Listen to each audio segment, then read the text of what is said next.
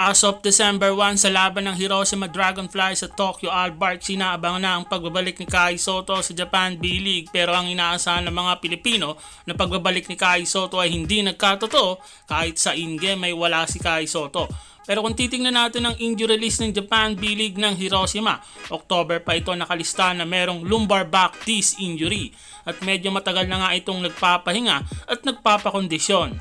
Kahit wala na sa 30 days period si Kai ayon sa Basketball Kings, hindi pa 100% ang injury ni Kai, kaya wala ito ngayon.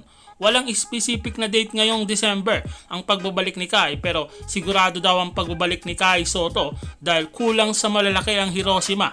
Patunay ang kakulangan ng Hiroshima ng malaki sa laban nila ngayon sa Tokyo Albarks. But he's there, training, nakausap yung representation niya, he's training, and yun na nga, it's very vague, coming back soon now. So I don't know the timeline of soon, kasi that could be today, or next year, next week, di ba? So yun lang. Ang importante dito is that Kai hasn't played since the beginning of the season. Nang dumating siya sa Japan, and to join the team after the stint in the FIBA World Cup, hindi, talaga nasa injured reserve siya. Hindi siya nakalaro. So, last week, nang huli ko nakausap yung representation niya, nagpa-practice na daw with the team and doing extensive training. Pero, yun na nga, still not playing. That's the bottom line. So, yun ang latest kay Kai Sotto. They will try another go-round with the Summer League and going back to try to get that roster sa NBA. So, the only change this time around is they want him to gain 15 pounds of muscle.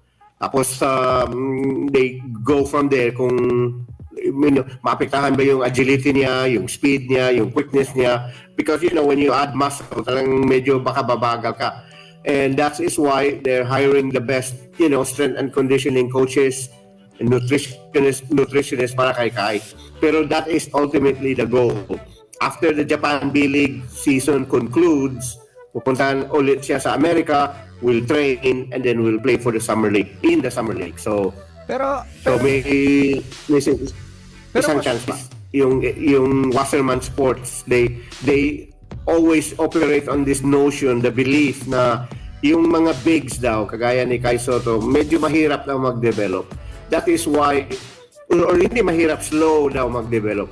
That is why they're giving him the time of day, yung talagang mahaba ang pasensya nila, unlike other players na makita mo agad in a certain time frame na talagang wala to, hindi natin maasahan. But because Kai is big, no human being is meant to be 7'4", let alone move like 6'4".